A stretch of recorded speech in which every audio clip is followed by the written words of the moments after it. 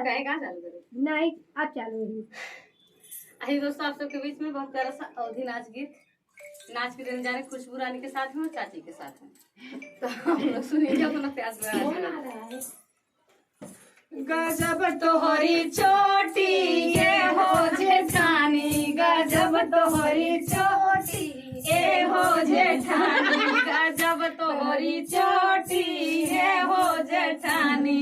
कौने स्कूलवा में कैलू पढ़ाई, कौने स्कूलवा में कैलू पढ़ाई, नियत तोहरी खोटी ये हो जेठानी, नियत तोहरी खोटी ये हो जेठानी, गजब तोहरी चोटी ये हो जेठानी, गजब तोहरी चोटी ये हो जेठानी। ही तक के खैलू तू आटा, कौने ही तक के खैलू तू आटा, भाईलू ये तनी मोटी ये हो जेठानी, भाईलू ये तनी मोटी ये हो जेठानी, गजब तोहरी चोटी ये हो जेठानी, गजब तोहरी चोटी ये हो जेठानी। सास ननद संगे पेट नहीं भरई, सास ननद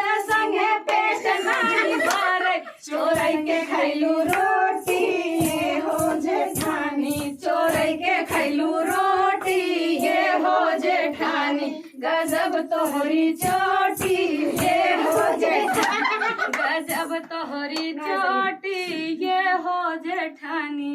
कौने मरद संगे से जिया तू सुतलू, कौने मरद संगे से जिया तू सुतलू, लड़का कैलू बेसी ये हो जेठानी, लड़का कैलू बेसी ये हो जेठानी, गजब तोहरी चोटी